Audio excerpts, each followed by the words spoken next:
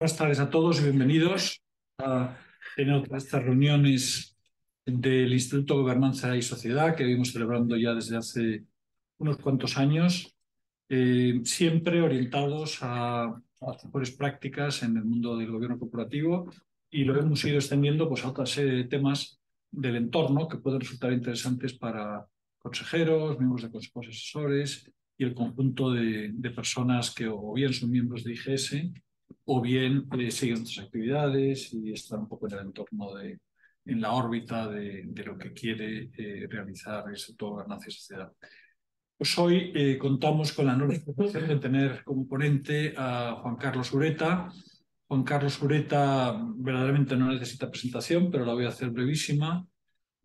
Como es bien conocido, es presidente de Renta 4, fundador y presidente de Renta 4.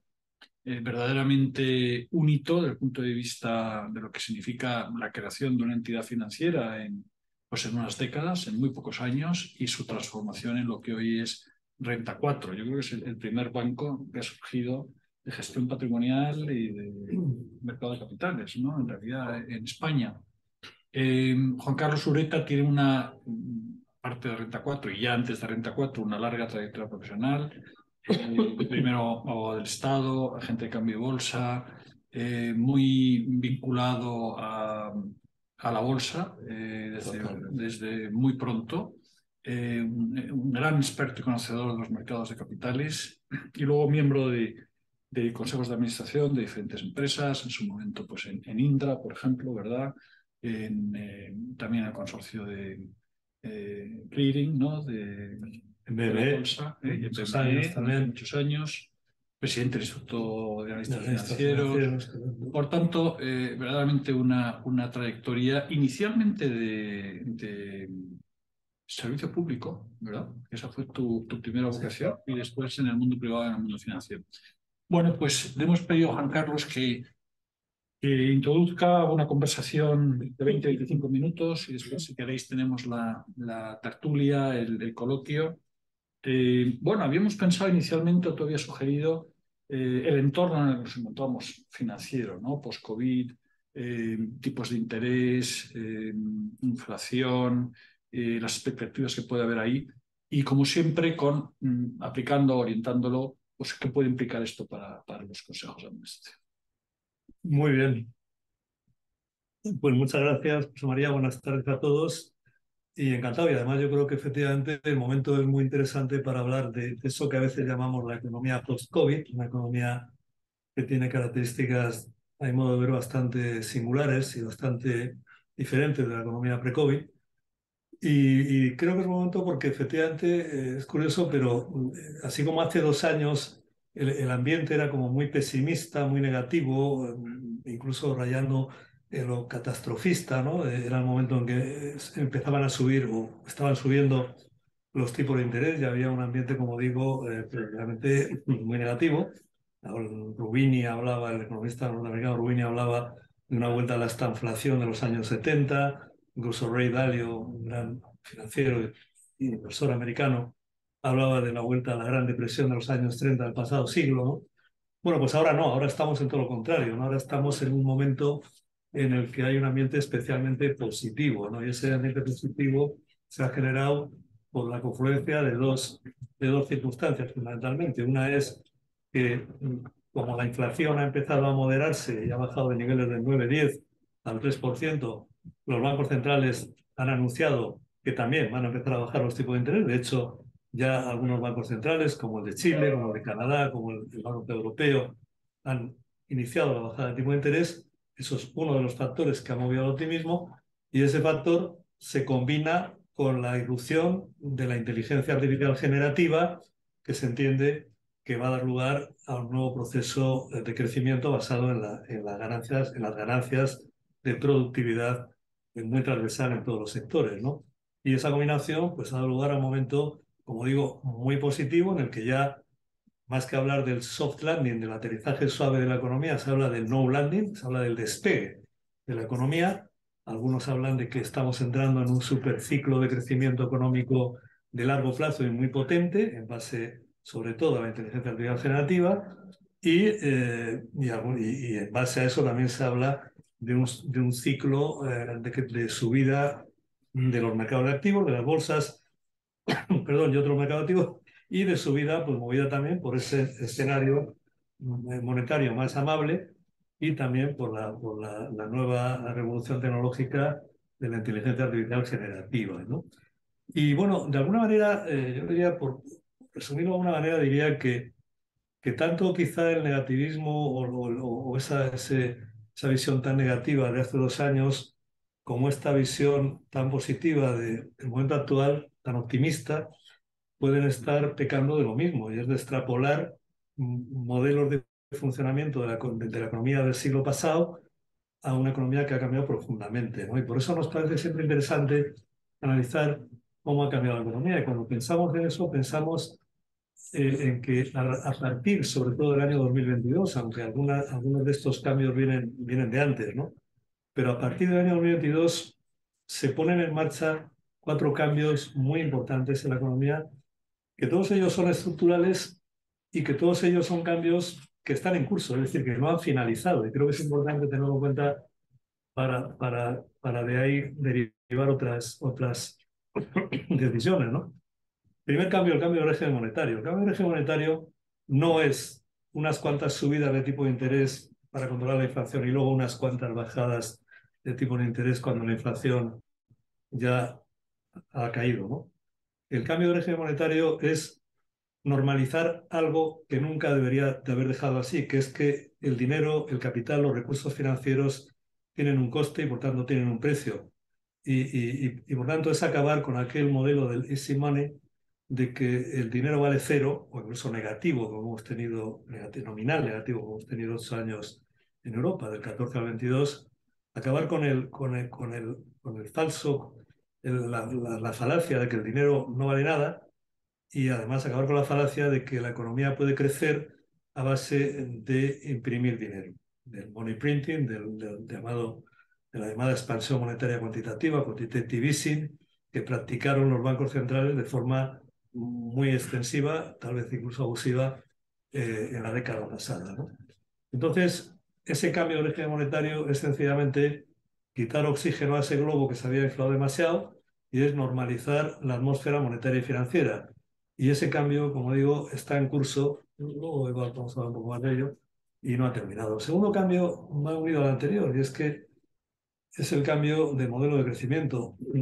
Se había creado también la falacia de que la economía podía crecer apalancando financieramente el modelo, es decir, si tienes acceso a recursos financieros a precio cero y de forma muy abundante, incluso ilimitada, en el caso de los gobiernos, se pensaba, pues entonces el crecimiento lo puedes hacer a base de cebar un poco financieramente los balances, ¿no? Metes más deuda y entonces crece también el activo y crece el negocio y crece la economía, ¿no?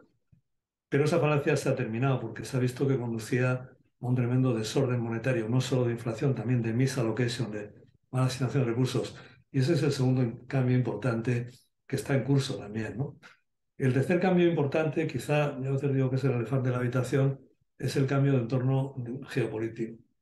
Es decir, hemos pasado de ese modelo que se llamó de gran moderación, ese modelo de cierto modo de globalización y de comercio internacional, que durante 4 décadas impulsó mucho a la economía global, esa convivencia pacífica y armoniosa entre la potencia dominante, Estados Unidos, y la potencia aspirante, China.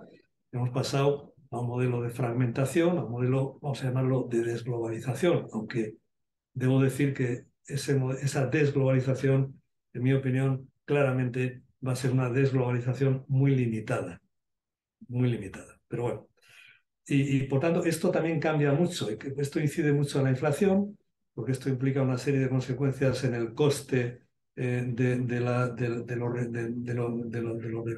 los productos y servicios, implica una serie de consecuencias también en las cadenas de producción, implica el nearshoring, el acercamiento de la producción a los mercados de consumo, etcétera, etcétera. Es un cambio muy importante que ya se había empezado a incubar, por decirlo así, antes del 2022.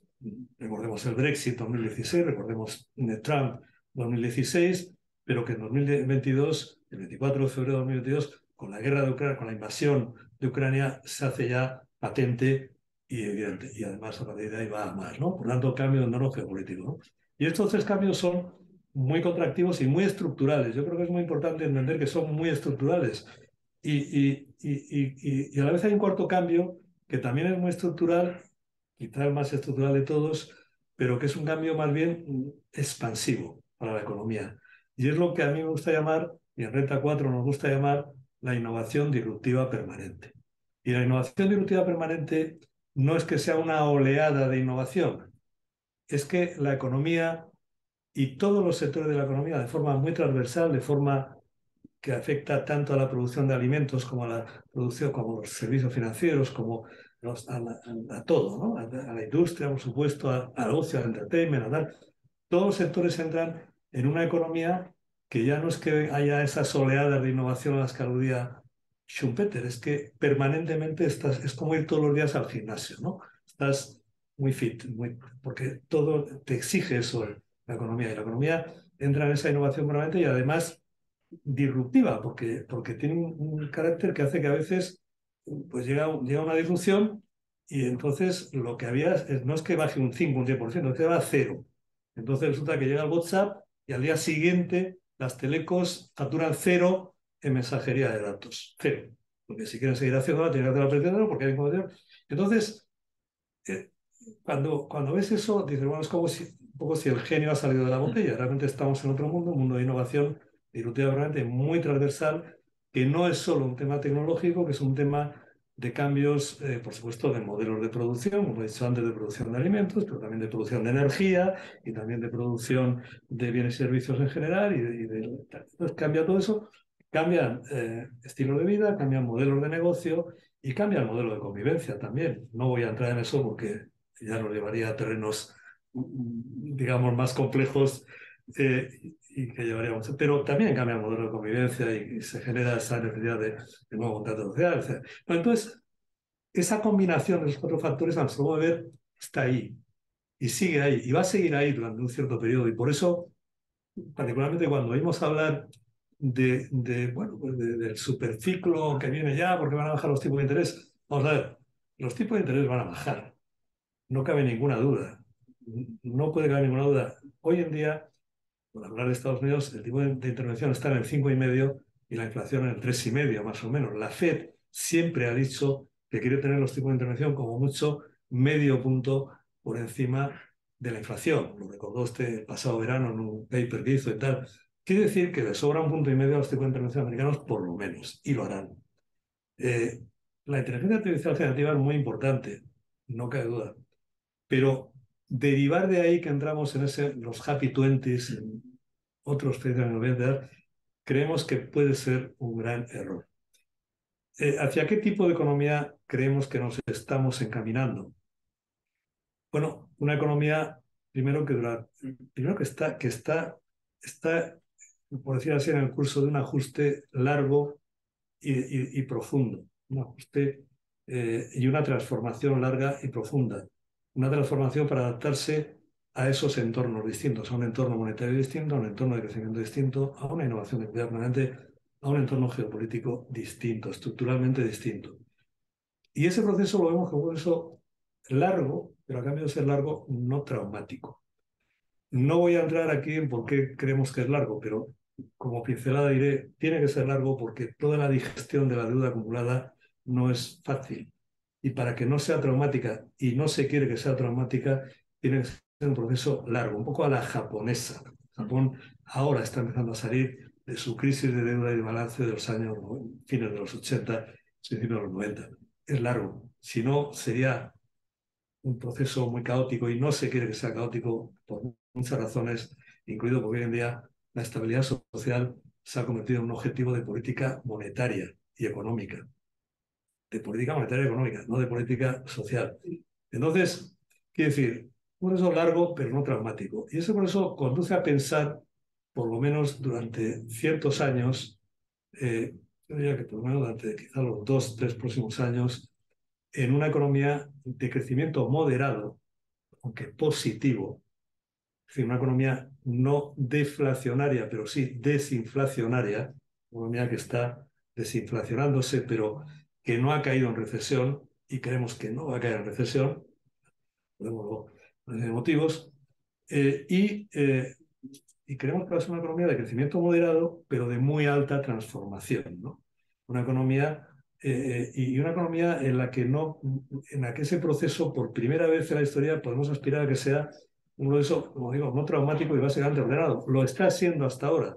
Los que el año 2022 pensaban que venía el caos en los mercados financieros, en la economía, se han equivocado, porque no entendían lo que es la economía post-COVID. Los que ahora están pensando en que esto ya se dispara, creemos que también se van a equivocar. Creemos que tampoco están entendiendo bien lo que es la economía post-COVID, ¿no? Y esa economía es una economía que tiene otra característica a nuestro modo de ver, y es que el crecimiento no es solo que sea moderado, es que además su distribución es muy desigual. Y es muy desigual no porque nadie quiera que sea desigual o porque haya políticos que quieren que sea desigual o porque haya unos ricos que quieren ser más ricos o tal o cual. Es muy desigual porque la dinámica de la economía digital es una dinámica básicamente creadora de desigualdad. Esa economía, esa dinámica digital del 0-1 se traslada en Silicon Valley. Hablan de la economía digital como una economía exponencial, la Exonomics, ¿no? Pero a la vez es una economía de ganadores exponenciales y perdedores exponenciales, ¿no?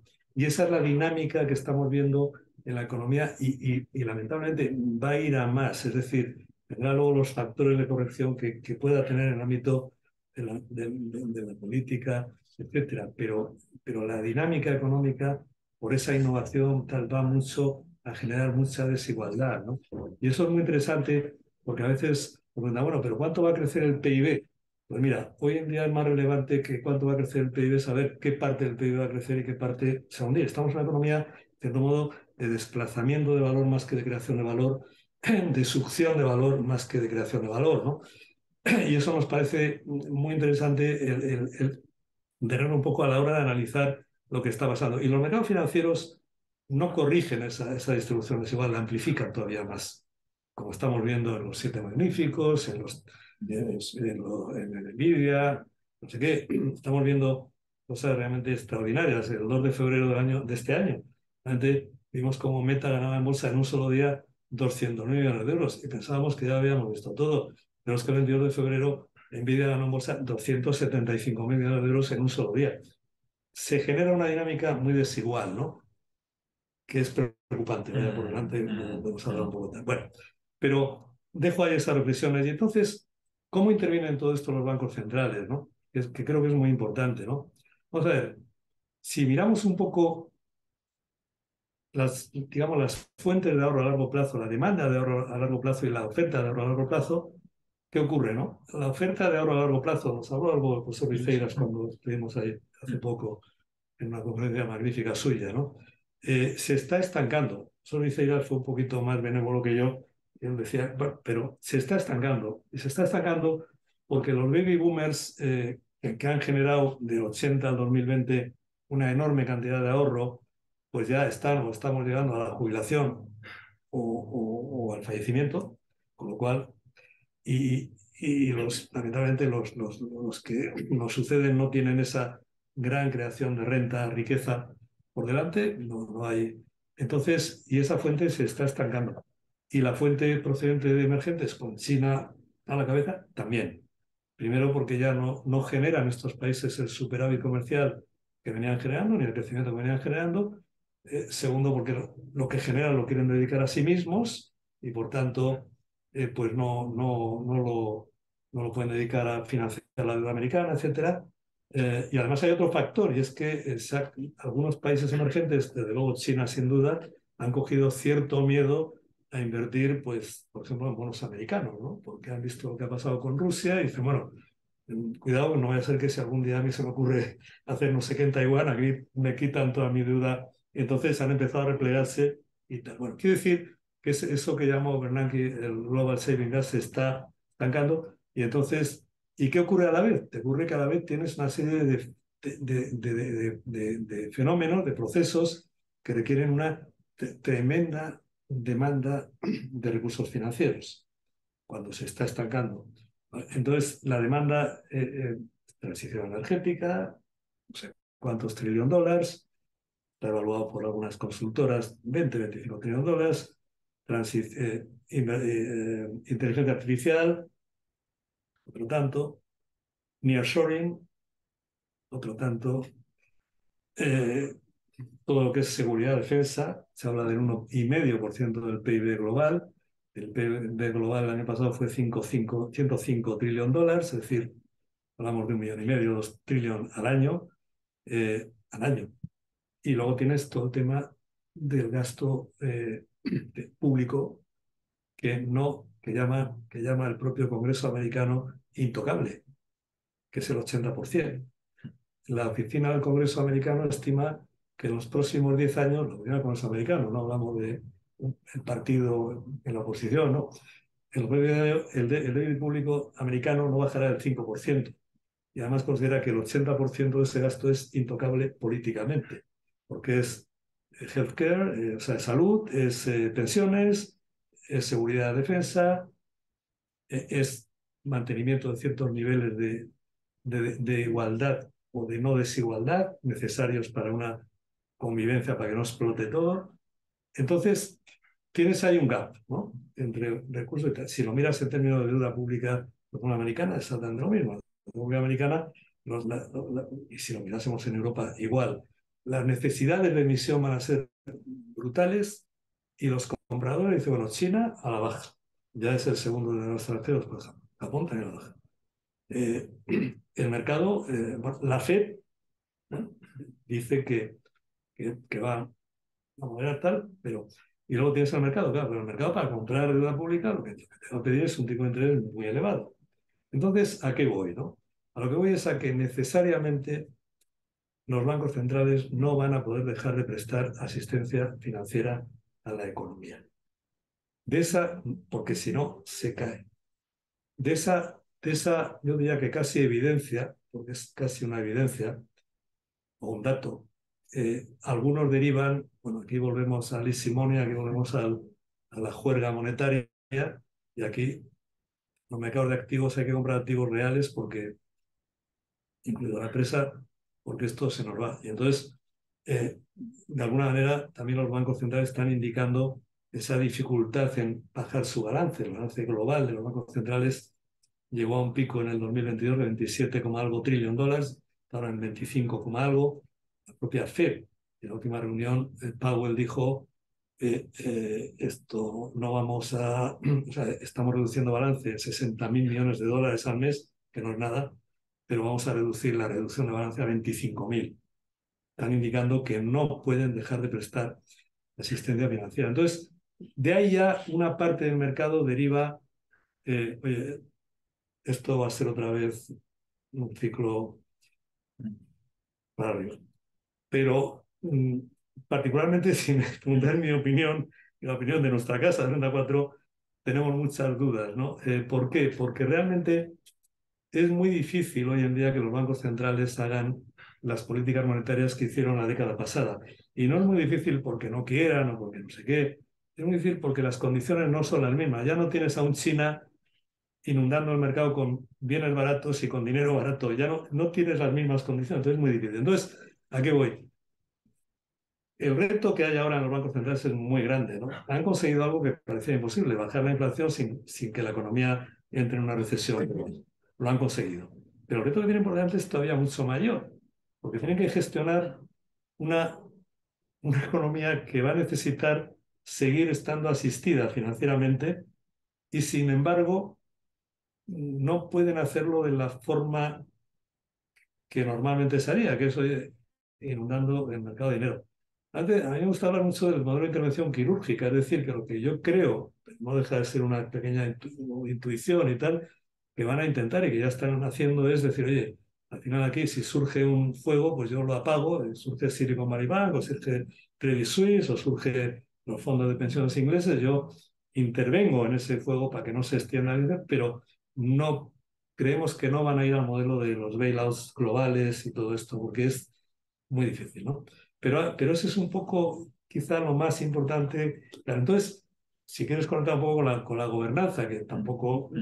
pero de alguna manera todo el modelo de Easy Money te conduce a un modelo de, como he dicho antes, de la fiesta monetaria y por tanto de que se relaja todo, ¿no? Se relaja la gobernanza, da igual lo bueno que lo malo, aparecen los fenómenos como hemos visto la semana pasada mismo este de GameStop con este señor, este personaje, el Robert Kiptey ahí moviendo los mercados de forma lamentable a mi modo de ver. No hay más que ver el vídeo en YouTube de cómo esto, bueno, este circo puede existir hoy en día en un mercado financiero serio, entre comillas, como es el mercado americano. Bueno, en fin, quiero decir que de alguna manera a qué voy, ¿no? Mi opinión, por ir entrando un poco ya también en el coloquio, es decir, si alguien piensa, en nuestra opinión, al menos, que vamos a un entorno fácil en el acceso a recursos y fácil en los mercados, en la competencia por los mercados y los márgenes, en nuestra opinión creemos que está cometiendo un gran error y puede llevarle a decisiones tremendamente equivocadas en la inversión y en la empresa. Si alguien despliega velas ahora otra vez y estamos viendo que hay empresas que lo hacen e inversores que lo hacen diciendo vuelve el easy money, vuelve el quantitative easing, vuelve los tipo cero y aquí hay que desplegar velas, creemos que se equivoca. Pensamos que vamos a un entorno económico en que va a haber lucha por los recursos financieros, aunque bajen los tipos de interés, que de hecho que van a bajar los tipos de interés, y va a haber lucha por los mercados y lucha por los márgenes. Están con ese fenómeno de innovación disruptiva permanente, en todos los sectores están muy apretados, da igual del sector que hable, ¿no? Y es muy difícil mantener. Entonces, ¿a qué voy, no? Que realmente, lejos de ver un mundo feliz, del mundo Disney o Barbie o tal, lo que vemos más bien es un mundo bastante competitivo, bastante darwinista, ¿no? ¿Eso quiere decir que seamos negativos con la economía? No, todo lo contrario. Yo diría, somos muy positivos. Creemos que el crecimiento económico, una vez que pase esta fase de ajuste, va a ser más real, más basado en lo que son los fundamentales de la economía de verdad, que es la creación de valor vía la innovación, la productividad, menos basado en dislates monetarios y financieros, y por tanto mejor. Y por tanto somos muy positivos. Pero no compartimos mucho esa visión de que ya se ha pasado aquí todo y entonces tal, ¿no? Entonces, y eso conlleva implicaciones para la empresa y para la economía de cualquier país y para la economía y también para las inversiones, ¿no? Empezando por inversiones, yo diría, a largo plazo, nuestro modelo siempre es estar invertidos en activos que conecten con el crecimiento de la economía real, y eso se llama empresa, eso se llama inmuebles, eso se llama materias primas, eso se llama energía, eso se llama todo lo que conecte con el crecimiento de la economía real, porque a largo plazo es donde hay que anclarse, porque además, como he dicho, los bancos centrales no van a tener otra que seguir de alguna manera asistiendo financieramente a la economía, y eso conlleva necesariamente un cierto deterioro del valor del dinero estructural y secular. Por tanto, a largo plazo, pero a corto plazo somos algo más cautelosos y siempre recomendamos mantener ahora mismo una parte de liquidez en activos a corto plazo, no tenerlo en bonos de largo plazo. Los bonos de largo plazo tienen un problema, es que si me van a dar dólares o euros o yuanes o yenes a 10 años vista, no los quiero, porque creo que van a estar muy deteriorados. ¿Vale? Tengo la liquidez aparcada en activos de corto plazo, pero no de largo plazo. Y luego está el tema de la calidad. Creemos que en el mundo al que vamos, que insisto, no lo vemos como un mundo fácil, aunque somos optimistas, repito, pero no fácil. Creemos que la calidad es muy importante. Hay esta tesis de inversión de hay que comprar lo barato, a veces se llama el value investing, ¿no? Nosotros somos más del quality investing, que es otra línea. Y el quality investing, a veces lo bueno no suele estar barato. A veces lo encuentras por circunstancias X a buen precio, pero barato no suele estar, ¿no? Pero mejor invertir en algo que parece que está caro, pero que es de buena calidad, que invertir en algo de peor calidad. Mejor invertir en un bono, no sé cómo decir, del tesoro alemán, que de otros tesoros que ofrecen algo más de rendimiento, pero no, ¿entiendes? Y si es de corto plazo, mejor. A corto plazo no nos fiamos de nada en términos de... Entonces, es una inversión en la empresa. En la empresa, yo creo que es muy importante en la empresa el ángulo financiero, ¿no? ¿Por qué? Pero no por lo financiero, ¿no? No porque para llegar a recursos también, ¿no? Va a ser un mundo de competencia, ¿no? Pero también por la disciplina y la gobernanza. Y ahí sí que, mira, yo siempre pongo el caso de Inditex. Inditex es una compañía admirable, como todos sabemos, que todos la admiramos y todos nos gustaría ser como ella, ¿no? Inditex salió a cotizar en bolsa en mayo del año 2021, hace 23 años, ¿no? Inditex nunca ha hecho ninguna ampliación de capital, ni siquiera cuando salió a bolsa a cotizar. No lo hizo vía ampliación de capital, lo hizo venta de acciones antiguas.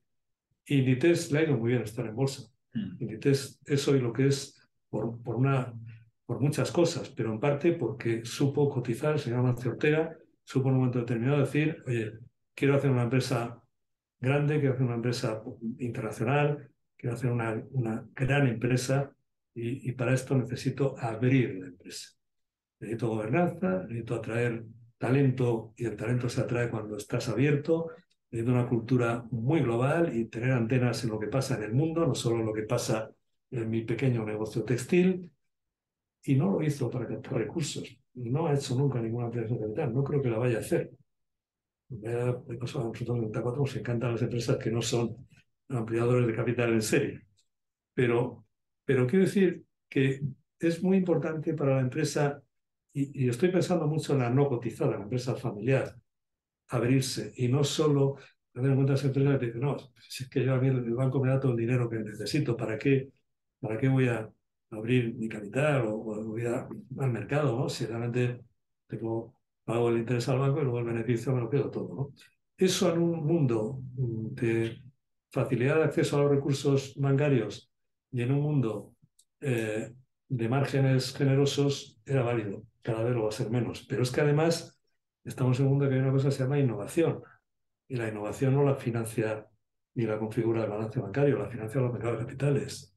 Si no hubiera existido la bolsa Nasdaq, hoy no teníamos el iPhone en ninguno de nosotros. Ni existiría Microsoft, ni existiría Meta, ni existiría Nvidia, ni existiría Amazon, ni Alphabet, etcétera. Quiere decir, la innovación va a pasar por una mayor importancia de los mercados de capitales en la financiación y en la configuración de las empresas. Y ahí entra la gobernanza, porque el mercado de capitales es una cosa buena que tiene. Y cuando hablo de mercado de capitales, quiero decir, no me quiero referir solo a la bolsa y a cotizar, me refiero también al ecosistema de private equity, venture capital, business angel, todo ese sistema de financiación e inversión fuera de balance bancario. El balance bancario va a seguir existiendo, no tengo ninguna duda, y no debemos tenerla.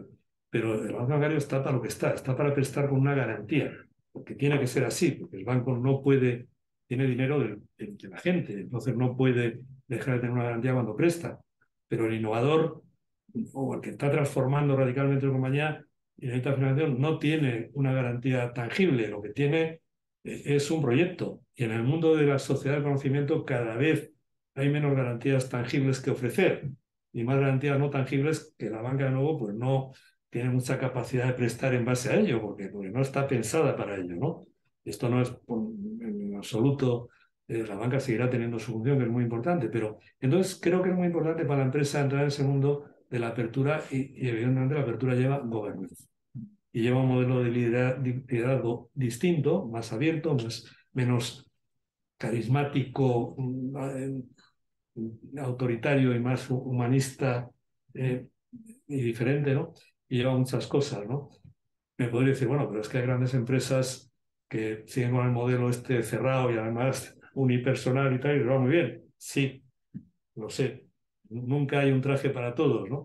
Pero me atrevo a decir que serán cada vez menos los casos de ese tipo de empresas, ¿no? Nada más, oye, además habrá, porque siempre hay excepciones que confirman la regla, ¿no?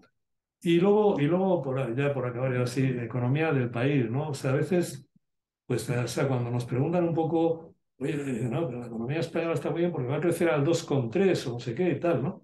Y a mí siempre que hablamos de economía, da igual la empresa que en un país, ¿no? Me gusta hablar de dos conceptos, ¿no? Uno es el crecimiento y otro es la fortaleza. Y hay que tener en cuenta los dos, ¿no? Porque, claro, el crecimiento está muy bien, pero si creces de forma débil o sobre la debilidad, pues al final te caes, ¿no? Y si creces, si tienes fortaleza, aunque crezcas poco durante un periodo, pues resulta que te va bien, ¿no?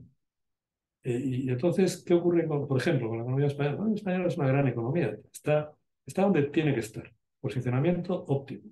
Vamos a la sociedad ya no industrial, postindustrial, servicios, entertainment, Taylor Swift, no sé qué, estamos ahí, turismo, y eso es muy bueno. Y eso lo tiene la economía española y no lo tiene tanto, por ejemplo, la alemana, que es una gran economía, pero que tiene ese problema o hándicap de ser una economía muy industrial, ¿no?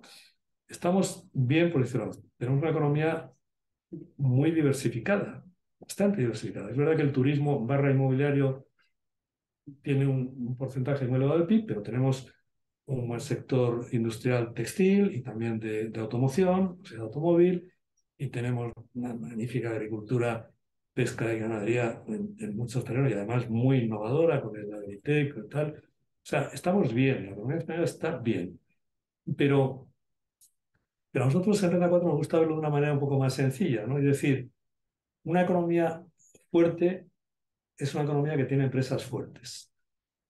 Y entonces, España tiene empresas muy buenas y algunas de ellas buenísimas, pero lamentablemente tenemos una política desde hace años, y no solo de este gobierno, también de otros anteriores, que ha puesto palos en la rueda de la empresa, que es una política anti-empresa. Y eso es una mala dirección. Y luego tenemos una deuda pública que no para de crecer y eso tarde o temprano va a ser un problema. Y lo va a ser. Entonces, y eso es debilidad, ¿no? Entonces, bueno, un poco lo que... Y eso es gobernanza pública también, ¿no? Pero bueno, estamos en un mundo en el que parece que convivimos con este modelo de gasto público y deuda pública, no solo en España un poco más que en otros sitios, o más que en otros sitios, pero un poco, y a nuestro modo de ver es una dirección equivocada, ¿no? Bueno, Juan Carlos, pues completísimo, verdaderamente. Un buen repaso a un montón de temas. Por empezar la conversación, 3 puntos que tú has tocado, pero a ver si podemos profundizar un poco en ellos. Por un lado, el tema de la desglobalización, el efecto que pueden tener la subida de los aranceles, subvenciones en todos los países, pero en particular Estados Unidos, en relación también con China en particular y la posible llegada de Trump, pero da la impresión de que eso es una tendencia que está ahí, sea el presidente que sea. Segundo tema, ahora cuando normalmente no, estratégicamente se dice 3 grandes drivers, hay que tener en cuenta 3 grandes pilares. Por un lado el tema tecnología, por otro lado el tema ESG, que en definitiva es social, medio ambiente, gobernanza, ¿no? Y el elemento geopolítico. Curiosamente, las crisis geopolíticas no están teniendo los efectos tan catastróficos. Imaginemos una guerra en Gaza que durante mucho tiempo todo el mundo pensó esto es el inicio de la Tercera Guerra Mundial. Sin embargo, lo tenemos relativamente contenido. El tema Ucrania es relativamente contenido. ¿Tú ves que puede haber en un momento, en esta situación enormemente delicada en la que estamos desde el punto de vista geopolítico, que eso pudiera romperse y el sistema no asimilara, como ha hecho hasta ahora, las sucesivas crisis que hemos tenido? Y luego lo último, el tema de la desigualdad. Eso tiene difícil solución. Es decir, posiblemente es una de las profecías de Marx en donde sí acertó. Es decir, verdaderamente lo que está arriba cada vez está más arriba y, bueno, hay una que se puede empobrecer, una clase media. Pero no siempre es lo mismo lo que está arriba, en eso no acepto Marx. Es decir, va cambiando lo que está arriba. Verdad. La innovación va cambiando, no siempre son los mismos. Pero sí que la brecha, como tú bien decías, se va ampliando y además puede ser en un momento determinado a través de elementos totalmente aleatorios, casi, ¿no? Es decir, ¿por qué de repente hay una recesión? Y esto genera, también desde el punto de vista de modelos, tú apuntabas al tema de la convivencia, modelos de identidad individual y o sea, a la gente que ve lo que está pasando, ¿no? Toda una vida de trabajo, toda una vida de ahorro. Este es el tema del populismo al final, ¿no? Es decir, la tremenda distancia que hay a la hora de la generación de riqueza, ¿no? ¿Esto cómo ves el tema? Bueno, primero el tema desglobalización, ¿no? Yo decía antes que va a ser limitada y va a ser limitada. Creo que está bastante claro y además ahora ya hay datos, ¿no? Realmente, ¿no? Es decir, evidentemente hay fragmentación y evidentemente ha cambiado el modelo, ¿no? Ha cambiado el modelo de forma estructural, ¿no? El modelo que he dicho antes de la gran moderación, del comercio internacional, de la apertura de China del año 2001, cuando todo eso se ha roto, ¿no? Pero ya la desglobalización es imposible. Puede haber un cierto porcentaje, ¿no? ¿Qué es lo que está pasando en gran medida? Y por ejemplo, el Banco de Pagos de Basilea el verano pasado daba un informe sobre este tema muy interesante, ¿no? Al final la historia era Estados Unidos y Europa compran menos a China en los dos últimos años, ¿no? Y entonces, pero Estados Unidos y Europa compran más a los países que rodean a China, en Indonesia, Vietnam, Tailandia, no sé qué. Y resulta que entonces los países que rodean a China compran más a China, ¿no? Con lo cual estás triangulando un poco lo que ha pasado con el petróleo, Rusia y tal, ¿no? Entonces, quiere decir que al final hay tal implicación que va a ser muy difícil, pero va a haber un cierto nivel de desvalorización y de luego esto va a afectar, y luego está la guerra comercial, está la guerra tecnológica y está todo, ¿no?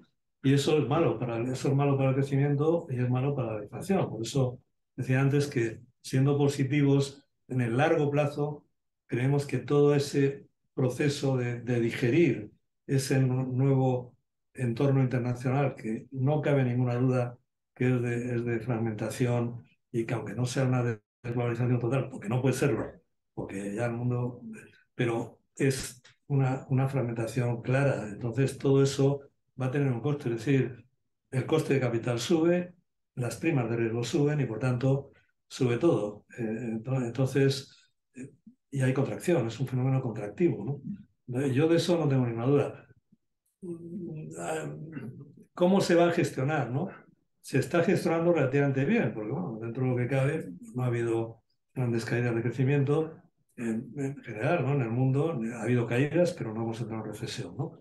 Entonces, se va a poder seguir gestionando bien, en el sentido que sea un crecimiento moderado, pero digo, bueno, yo la esperanza es que sí, ¿no? Y todo eso al final eh, conecta un poco con la segunda cuestión, pero quiero decir, al final ahí hay un ten con ten, claramente. Yo creo que incluso con Rusia hay un ten con ten. No puede haber una ruptura total, ¿no? Porque no puede haberla. La otra cosa es que, y no sé, yo te diría, oye, no soy yo experto en geopolítica, pero te diría que el modelo al que se va tiene que ser pragmático, y lo pragmático es que tú no vas a cortar de pronto toda la relación ni comercial, ni financiera, ni nada, ni con China, ni con... ¿Sabes? Hay intentos, ¿no? China ha intentado todo este movimiento del Global South, etcétera, pero no ha funcionado. Es muy complicado. Yo creo que estamos en un mundo que, en definitiva, va a ser contractivo, pero no veo una situación de caos o de tal. Yo creo que por ahora se está llevando bastante bien y sigue el ajuste, pero por eso digo que tampoco pensamos que ahora vaya a venir ese elemento de ruptura alcista, porque es que no. Luego el segundo tema es un poco, puede pasar algo realmente que genere una convulsión mundial. Siempre se piensa en Taiwán. Vamos a ver, no lo sé, o sea, no, creo que nadie lo sabemos, ¿no? Yo ahí siempre me fío mucho de lo que decía Henry Kissinger, inventó ese factor de contención que él llamaba el MAD, ¿no? El Mutual Assured Destruction, ¿no? La destrucción mutua asegurada, ¿no? En la medida que todos sabemos que si ahora mismo te pones a lanzar determinado tipo de armas, ya que estalla todo, pues eso es el mayor factor de contención, ¿no? Pero ¿se puede asegurar al 100% que no va a haber? Pues no sé, yo ahí siempre digo una cosa, es decir, no sé y nadie sabemos lo que va a pasar en ese tipo de cosas tan traumáticas y tan ya catastróficas, ¿no? Pero yo lo que os puedo decir, yo en 40 años casi que llevo ya viendo inversores y viendo el mundo de la inversión, quien ha trabajado en la inversión, ha tomado decisiones de inversión en base a la catástrofe que va a venir, yo lo que he visto es que normalmente se ha equivocado, en general se ha equivocado. Quiero decir con eso que yo creo que gestionar tus inversiones, pero también tu empresa o tu vida diaria, en base a que puede venir que China invada Taiwán o que no sé qué, prácticamente me parece un mal modelo. Pero bueno, mal modelo por los resultados que da, por los resultados que yo he visto que da y que tal. Es decir, que al final pues no va a hacer nada, ¿no? Entonces yo creo que, vamos, y por otro lado ya te digo, creo un poco en ese factor MAD, que yo creo que es un factor de contención muy claro hoy en el mundo, ¿no? Y afortunadamente lo sigue siendo, ¿no? Y esperamos que lo siga siendo, ¿no? Por tanto, no sé, o sea, ahora puede venir algo tal. Yo creo que por ahora estás en guerra local y luego estás claramente en una guerra comercial, en una guerra tecnológica, pero también limitada, ¿no? De repente el gobierno chino prohíbe comprar iPhone a sus funcionarios, pero bueno, pero Apple sigue ahí fabricando y vendiendo y no sé qué, menos que antes. O sea, nada se rompe del todo, ¿no? ¿Sabes? Y es un poco lo que está pasando, ¿no? Y luego la tercera cuestión desigualdad, desigualdad. Vale. Vale, el tema de desigualdad yo creo que es uno de los grandes temas del que, bueno, no se habla, pero se trabaja mucho en él. Los grandes policy makers, John Michaels, yo creo que están trabajando mucho en él. Yo creo que hoy en día está muy claro que las políticas monetarias en parte se hacen pensando en no acentuar mucho la desigualdad y las políticas fiscales todavía más, ¿no?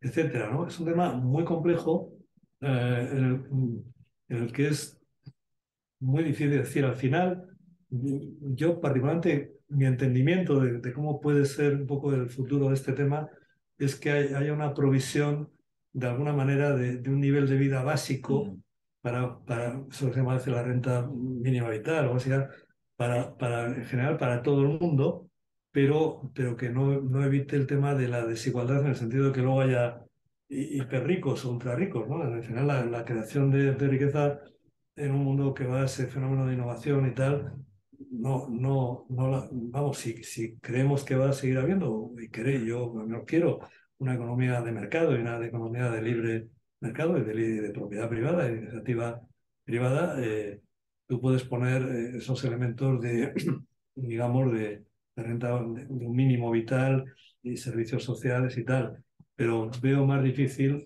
creo que sería peor si alguien lo que trata es de evitar la desigualdad por arriba, en el sentido de que no se cree riqueza, porque eso creo que sería destructivo para el modelo en el que yo por lo menos creo, que es el modelo de economía de mercado, ¿no?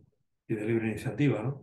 Entonces, no sé, yo tiendo a verlo en el sentido de que tenemos que mentalizarnos y a veces hay, sobre todo a veces en Latinoamérica, lo que yo veo en los países que conozco, son Chile, Perú, Colombia y un poco México, que a veces las élites no están mentalizadas con el hecho, o sea, tienen un poco en la cabeza el concepto que parece que yo soy rico porque otros son pobres y yo soy más rico porque otros son más pobres, ¿no?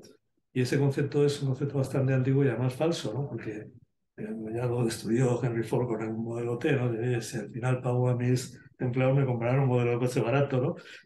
A ver, quiero decir que al final yo con lo que veo es que vamos a ir a mayores niveles de gasto social. Creo que eso es inevitable con cualquier tipo de gobierno, de cualquier tipo de ideología que haya en el poder, ¿no? Pero básicamente por un tema de paz social. Y la paz social hoy en día es una clave digamos, económica. Es una clave económica, no ya social o política, es económica. Igual que la estabilidad financiera. O sea, ya la estabilidad financiera se persigue porque se ha visto claramente con Lehman que haber caído Lehman al final, reconstruir todo, fue mucho más costoso que haber evitado que se cayera. Muy bien. A ver, ¿qué cosas queréis comentar? Isabel. A ver. No, yo lo que puedo decir realmente es que escuchar a Juan Carlos es siempre un privilegio, porque todos son clases magistrales. Haces una estructura, además, tan clara que desde luego da gusto oírte. Ya hemos aprendido tantas cosas que tenemos que ir revisando lo que hemos escuchado esta tarde, ¿no?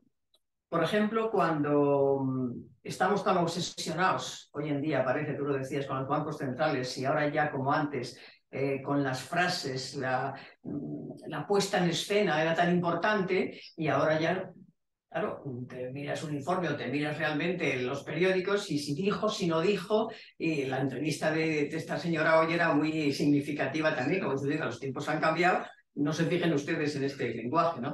Eso es claro. Lo mismo pues, nos puede pasar con otro tipo de cuestiones, pero yo me quiero fijar sobre todo lo que nos has dicho en dos temas. Yo estoy ligando muchísimo el tema de la geopolítica, que lo ha comentado también José María, con esto que has llamado la innovación disruptiva permanente, porque yo veo la política en una innovación disruptiva, pero que quedaría sin disruptiva y permanente. Ya he dicho que es transversal, o sea, que también toca la política. Es que sin duda, sin duda. Ahí tienes fenómenos como este ahora de Alvis, o sea, tienes ahí, todo está en... Es la locura la que estamos viviendo. Fíjate, el shock del pero vaya pasado. Más, yo creo, eso. Claro, y esto va a ir a más. Los días de gloria, entre comillas, que nos va a dar el Parlamento Europeo con la composición que tiene. Entonces, yo me decía, en esa situación ya hemos aprendido también que no nos tiene que preocupar a lo mejor el crecimiento tan negativo que está teniendo Alemania en este momento, que era la locomotora de Europa, pero yo me quiero creer absolutamente tus palabras, hay que esperar un crecimiento más lento, más a largo plazo y de mucha transformación. Siendo Alemania me lo voy a creer. Yo es como lo veo, sí. Y me lo voy a creer, porque claro, si a Alemania le va mal, Macron, fíjate dónde está ahora, ¿qué nos va a pasar a los demás, aunque nuestra economía esté funcionando, ¿no? Entonces, ¿qué es lo que yo me planteo? Yo estoy viendo que los políticos tienen mucha más influencia de la que tenían antes y lamentablemente no tienen el conocimiento ni tienen ganas, yo creo, de tener, hablo en general, los líderes que tenemos a nivel mundial y los que nos están llegando y los que están por venir pronto, en países tan poderosos como Estados Unidos y demás, ¿no? Entonces, no tienen esa información que tú nos has dado, ni inquietud, creo yo, de aprender todo esto, y sin embargo toman decisiones. Pero claro, el tsunami regulatorio que hemos vivido en la Unión Europea nos ha hecho que, por muy competitivos que queramos ser, aquí estamos dos entidades financieras que no puedes competir en igualdad de condiciones con quienes no están sometidos a ese tsunami regulatorio. Y esto no sé yo si va realmente a cambiar. Entonces, el riesgo grande que yo estoy viendo, ya sé que no hay que hablar de consolidación fiscal porque esto nos hemos quedado ya en el siglo pasado. Ahora ya estamos en otro régimen monetario, etcétera, etcétera. Hemos aprendido mucho hoy. Pero lo que me está preocupando realmente es que podamos irnos a una guerra arancelaria por culpa de los políticos que en estas relaciones comerciales entre China, tú estabas insinuándolo ahora, China, Estados Unidos, realmente la Unión Europea se ponga exquisita y tome unas decisiones drásticas, que eso sí que va a afectar realmente al crecimiento a corto y medio plazo. Pero claro, una guerra arancelaria, que yo la estoy viendo más cerca que lejos en este momento, nos puede paralizar completamente. Ahí, ¿cómo hacemos? ¿Cómo sacudimos a los políticos para que pongan ese dique de contención? Ahí tocas un tema que yo creo que es muy importante, ¿no? Y es que al final, o sea, hablamos de los bancos centrales y los bancos centrales al final son tecnocracias, pero al final son personas, equipos, ¿no? Muy preparados, muy tal, y además, bueno, no tienen que ganarse el voto en principio, no tienen que tal, y tratan, de errores o lo que sea, tratan de hacer las cosas como pueden y tal, y bueno. Pero claro, al final es verdad que hoy en día lo que está pasando es que los políticos al final, y con la lucha por el voto y tal, van a hacer cosas incluso disparatadas y bueno, y da un poco igual, ¿no? Y o sea, y es así, ¿no? Yo creo que eso es así y es complicado, ¿no? Yo al final lo que tiendo a pensar un poco es que un poco a la fuerza Occam, ¿no? Y al final, ¿qué ha pasado, por ejemplo, con el tema energético, ¿no? Que el tema energético, yo recuerdo en julio de 2021, antes de empezar a subir en fin, el megavatio, lo que sea, ¿no? Recuerdo que en una reunión que teníamos sobre el tema de energía, en una de las grandes de energía española, alguien dijo, volvemos a la energía nuclear y no sé qué, ¿no? Y entonces otro dijo, bueno, pero eso es imposible porque políticamente en Europa, no sé qué. Y dijo a la fuerza, porque efectivamente ya Europa ha declarado la energía nuclear como energía limpia y tal, ¿no? Quiero decir, eso pasa un poco en todo, ¿no? Al final los políticos tampoco son, es decir, no hacen tonterías o hacen cosas tal, pero al final no pueden llegar a cierto extremo porque se nota una mundial, ¿no? Entonces, al final yo quiero confiar en que las cosas se imponen por la propia naturaleza de las cosas, ¿no? Al final, en Europa, efectivamente, pues hay muchas políticas que se han rectificado ya, algunas energéticas, ¿no? Otras se rectificarán, etcétera, ¿no? Pero, y es verdad que ahí hay un riesgo, ¿no? Un riesgo yo creo que muy evidente, ¿no? O sea, a Nassim Taleb, el autor del Cine Negro, le preguntaron en octubre, noviembre, ¿cuál es el cine negro actualmente en la economía? Y él dijo, no hay que mirar cines negros. Hay un cine blanco que es lo que está pasando con la política. Se refería a la americana, ¿no? Y todo este desmadre de gasto público, de verdad, que eso va a llevar a un desastre, ¿no? Bueno, hombre, igual de momento no lo ha acertado porque ahí sigue.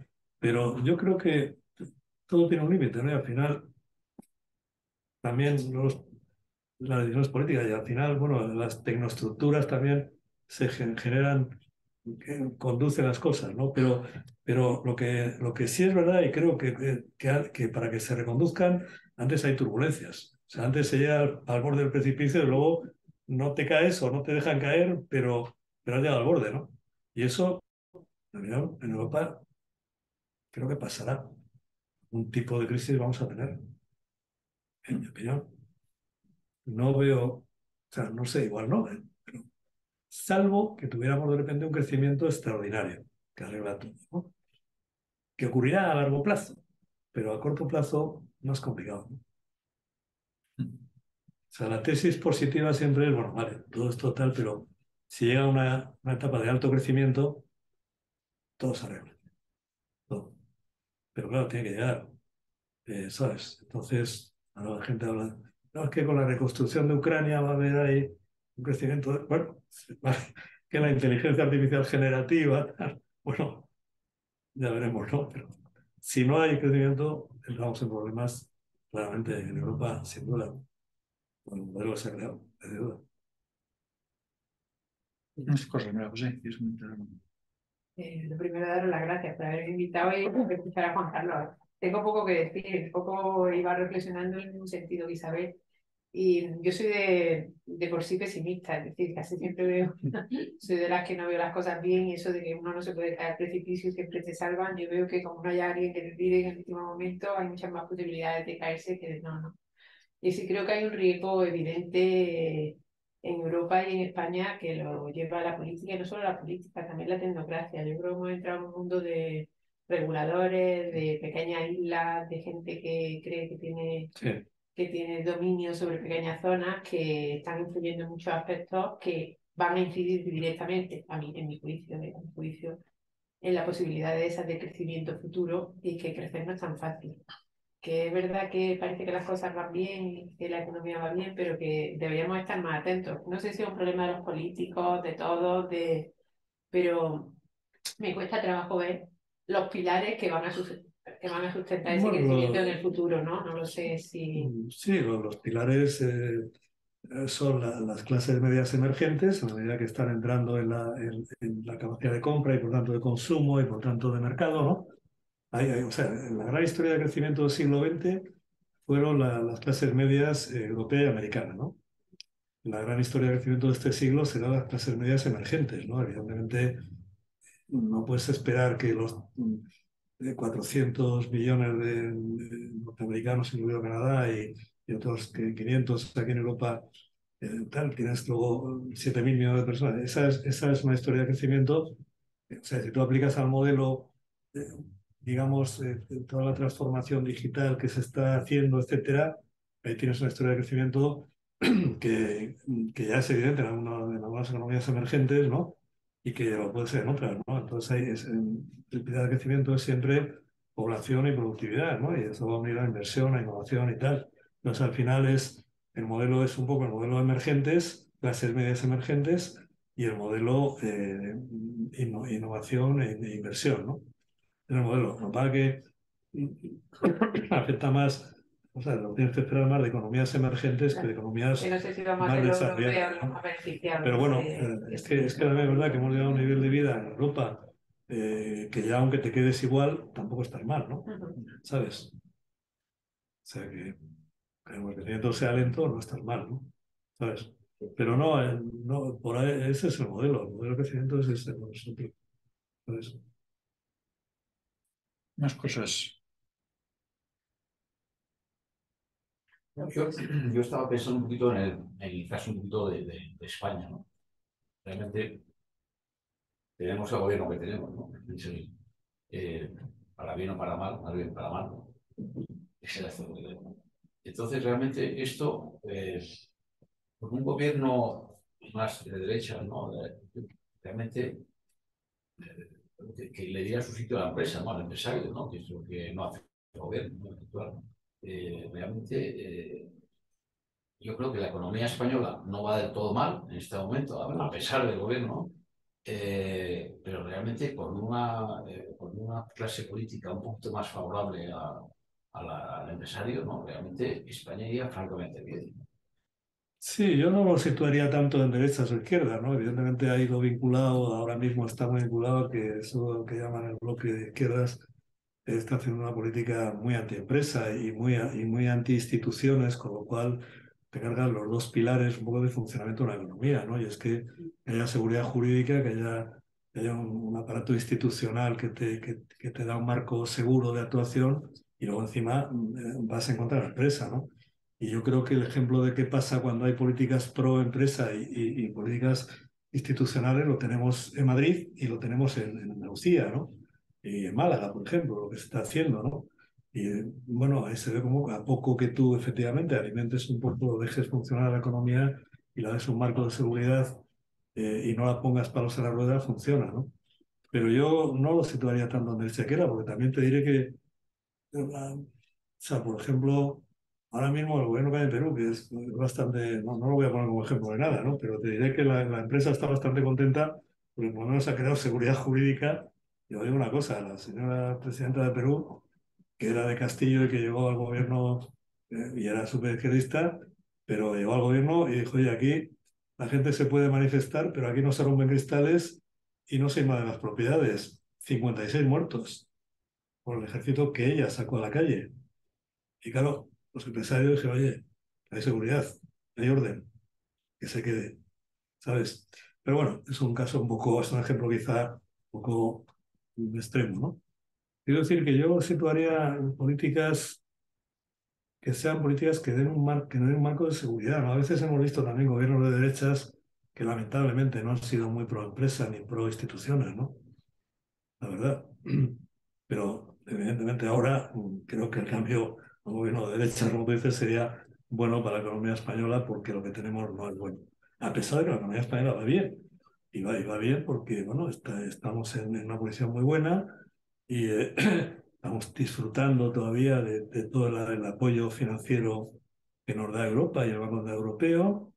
Estamos disfrutando de unas condiciones de financiación muy buenas y por tanto eso sostiene mucho la economía, siendo así que la economía española, yo insisto, tiene grandes empresas. Yo me pateo bastante España y no veo solamente a los delibes, ¿no? Veo más bien a empresas, eh, digamos, familiares, ¿no? Y créeme que hay empresas en toda España magníficas que realmente son muy buenas que son las que realmente hacen esa economía luego que crece, ¿no? ¿Sabes? Juan Carlos, y apostando mucho por la innovación. ¿No te parece Muchísimo, que he muchísimo. visto Es que Galicia hizo muchísimo, es hace que es poco una increíble. Es que da igual de qué impresionante, sector hables. Da igual de qué sector hables. Es cómo que han entendido la innovación? sí, pero vamos, que no tenemos nada que envidiar en eso a nadie de, ¿sabes?, europeo o tal, ¿no? No, es que en España hay mucho talento.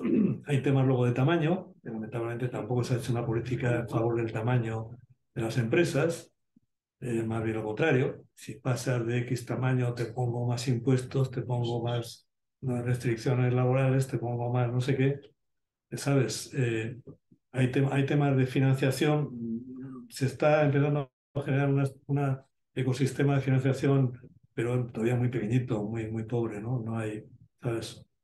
Entonces, yo creo que efectivamente, si hubiera un gobierno que entendiera lo que es el círculo virtuoso de favorecer a la empresa y favorecer la inversión, y favorecer la innovación, y favorecer realmente, no tengo ninguna duda de que habría un crecimiento muy superior, ¿no? Porque tenemos la materia prima. O sea, una economía bien posicionada y con empresas muy buenas, ¿no? Y con gente magnífica, o sea, ¿verdad? Que se crea la cultura de la subvención y de la renta básica en lugar de la cultura de la iniciativa y tal, pues eso destroza cualquier economía, ¿no? Hoy por hoy no estamos ahí, pero podríamos caminar hacia esa dirección. Sí, queréis por ahí alguna cosa. Sí, por favor. Una buena presentación y gracias por la presentación. Me gustaría conocer tu visión de cómo están funcionando los mercados de valores, ¿no? Aquí en Europa parece que, bueno, PME o Comprasys parece que había una concentración. Luego sale con la tecnología, las fintech, los Robinhood, etcétera. Entonces, ahí también no hay un tsunami y va a haber un cierto cambio. Y luego, dos, me gustaría conocer crecimiento de las recompras en Estados Unidos, ¿cómo es que afecta eso a los mercados? La recompra, los buybacks. Sí.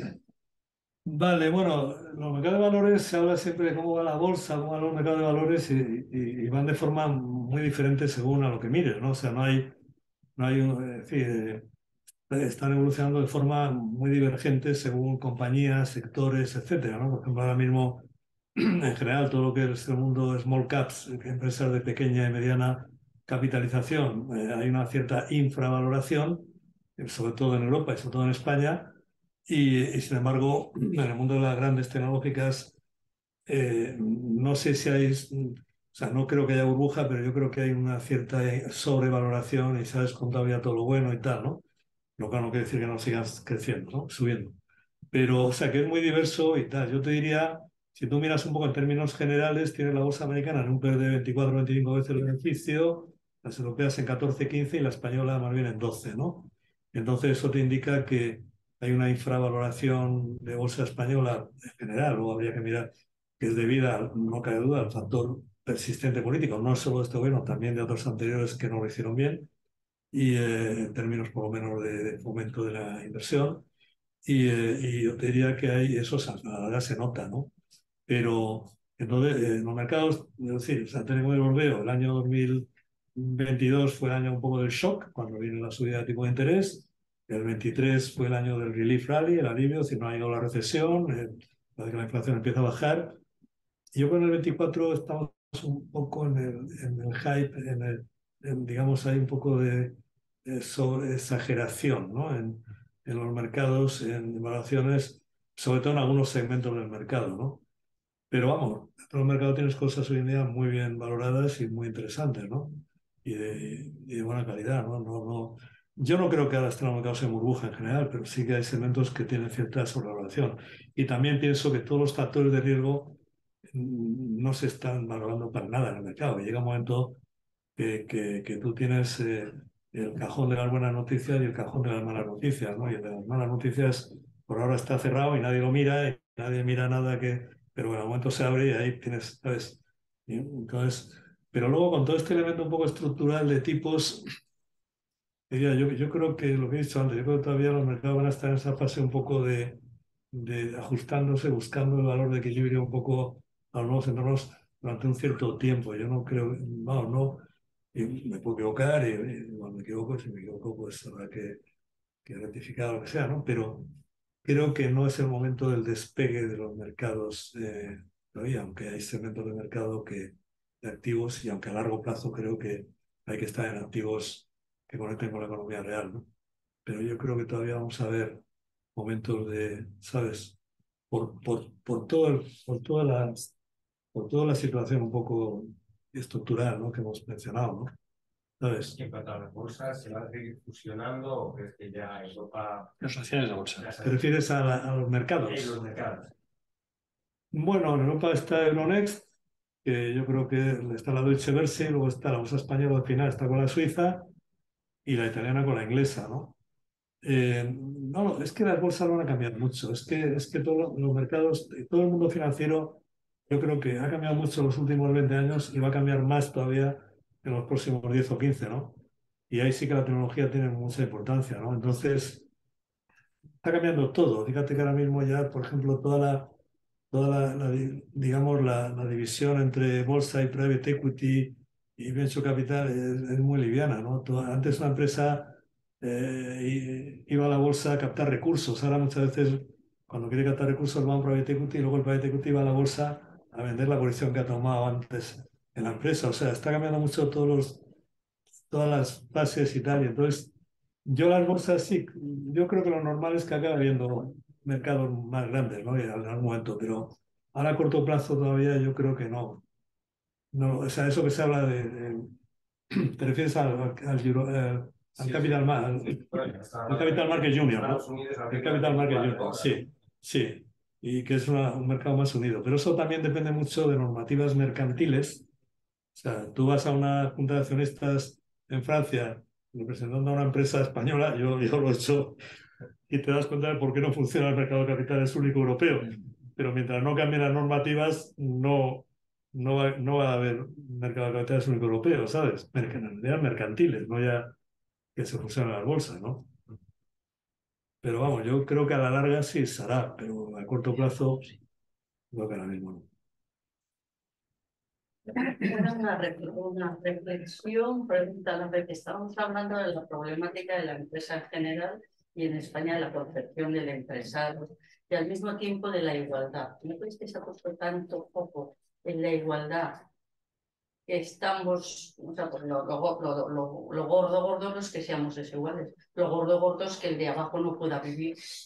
No, porque la madre del cordero no, o sea, hasta en física la diferencia de potenciales produce electricidad, no sé si me explico. Sí. Luego lo gordo no. Y hemos puesto tanto como sociedad, no me refiero yo solo en España, sino en el mundo, tanto foco en la desigualdad, que qué horror, la igualdad, tal, en lugar de la equivalencia, que yo creo que eso, pues, se está generando esa mentalidad antiempresarial. Sí, estoy de acuerdo. No sé Por si eso, esa reflexión... sí, yo estoy de acuerdo. Estoy de acuerdo en que a veces cuando se habla de desigualdad, al final acabas metiéndote con que alguien haya hecho mucho dinero, con Amancio Ortega, porque es muy rico, ¿no? Entonces, bueno, porque ha hecho una cosa increíble y ha generado un empleo increíble y ha generado una riqueza increíble para España y para todo el mundo, ¿no? Y estoy de acuerdo contigo en que ese ángulo es muy peligroso, ¿no? Pero por eso yo si pudiera poner un deseo, ¿no?, de cómo deberían ir las cosas, mi deseo, como he dicho antes, sería que haya mecanismos de igualdad por parte de, bueno, pues generados por el poder político, es decir, oye, al final hay servicios sociales, hay, por supuesto, educación, salud, tal, si quieres hasta incluso acceso a una cierta vivienda, tal, pero que se permita que la economía sea una economía libre de mercado. Pero me refiero también desde el punto de vista de percepción social, que no se venda a la gente. Sí, pero lo mira, bueno, lo igual, yo por ejemplo lo en eso, desigual. yo no sé por qué siempre he tenido un poco la idea de que Japón ha marcado una cierta idea de hacia dónde va un poco el mundo. Ya sé que luego Japón es Japón y Japón no se puede imitar porque tiene sus características propias, ¿no? Pero fíjate, en Japón, que es una sociedad que en el fondo han generado un nivel de vida muy bueno para todo el mundo. Bueno, muy bueno. No sé si muy bueno, pero que no hay, en fin, la gente vive, es verdad que luego trabajan, tienen pocas vacaciones, etcétera, pero más o menos, ¿no?, tiene un nivel de vida razonable y tal, ¿no? Y luego, sin embargo, tienes empresas, no sé, pero miles de empresas que son competitivas, que se ganan muy bien la vida, que crean gente muy rica, y no hay ese fenómeno de la envidia y tal, ¿no? Y eso que tampoco es como el mercado americano, o sea, el capitalismo americano más de exhibicionismo y tal. No lo sé, tiene razón, ¿eh? Yo creo que lo que dices es un peligro muy grande, que decir, a costa de querer que no haya tanta desigualdad, lo que me cargo es por arriba al creador de riqueza y no me cargo o sea, y no lo dejo crecer porque me molesta y porque a la gente le molesta, ¿no? Eso ahí sí que incide mucho, yo creo, que haya un gobierno y unos políticos con un tipo de discurso o con otro. Si es un discurso, esto que se llama ahora del bloque progresista, que a mí no me gusta llamarlo progresista, porque creo que es más bien de regresión. Ese discurso te va a llevar a que te moleste al rico o el que ha creado riqueza. Y si es un discurso más de decir, oye, esto vamos a atender una tal, pero oye, que la gente cree riqueza o sea, yo creo que esa es una diferencia, esa es la que yo pediría a un político de derecha, si quieres, ¿no? Decir, oye, o sea, no te mimetices del discurso de los otros, porque no es el bueno, ¿sabes? No es el bueno. Eso hay gente que lo hace. Yo creo que aquí en Madrid tenemos una presidenta que lo hace.